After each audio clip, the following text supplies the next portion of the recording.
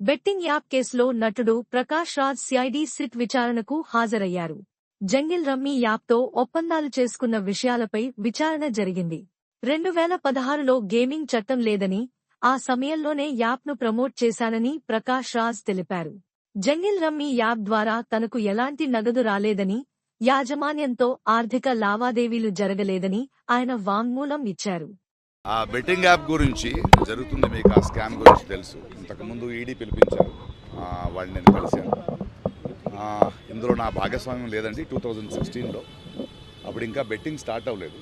ఒక యాప్ గురించి యాడ్ చేశాను. ఆ తర్వాత అది బెట్టింగ్ అయితే దాని నుంచి నేను తప్పుకున్నాను. I did not take payment అంటే ఓకే అన్నారు. సిఐడికి కూడా ఒక సార్వజనికులు ఒకరు కంప్లైంట్ చేశారు, మన పేర్లన్నీ చెప్పి. సో దాని గురించి పిలిచారు అండ్ వెళ్ళి మాట్లాడాను. 2017లో ఇక్కడ బ్యాన్ అయ్యింది. 2016లో ఇంకా బెట్టింగ్ స్టార్ట్ అవ్వలేదండి. ఆ యాప్ ఒక గేమ్ అనుకుని నేను చేసామండి. ఆ తర్వాత తెలిసింది బెట్టింగ్ యాప్ ఈజ్ రాంగ్, అందువల్ల నేను కంటిన్యూ చేయలేదు. ఆ డీటెయిల్స్ ఇచ్చాను. ఆ తర్వాత ఏదైనా చేశారా, వేరే కంపెనీస్ ఏదైనా చేశారా అంటే లేదండి అని చెప్పాను, అంతే. బ్యాంక్ స్టేట్మెంట్స్ని అప్పుడే ఇచ్చాము, అందులో ఏమీ లేదని తెలిసింది. బట్ ఒకటి మా మాధ్యమం మూలంగా చెప్తున్నది, ఏదో అది కొందరు పెద్దవాళ్ళు చేశారు, వాళ్ళు చేశారు రూల్స్ అని కాదు. Betting app is wrong, okay. అది చాలా యంగ్స్టర్స్ జీవితాలు పాడైపోతున్నాయి.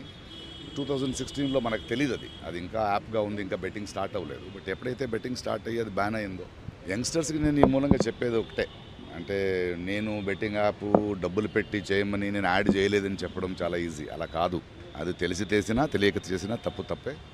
యంగ్స్టర్స్ ప్రజలు అర్థం చేసుకోవాలి. మనం కష్టపడదాం, కష్టపడి సంపాదిస్తాం. ఇలాంటి యాప్కి పోయి చాలా ఫ్యామిలీస్, చాలా youngsters they have lost there lifes and I'm sorry for that and hope మనం దీని నుంచి నేర్చుకుంటాం. Thank you.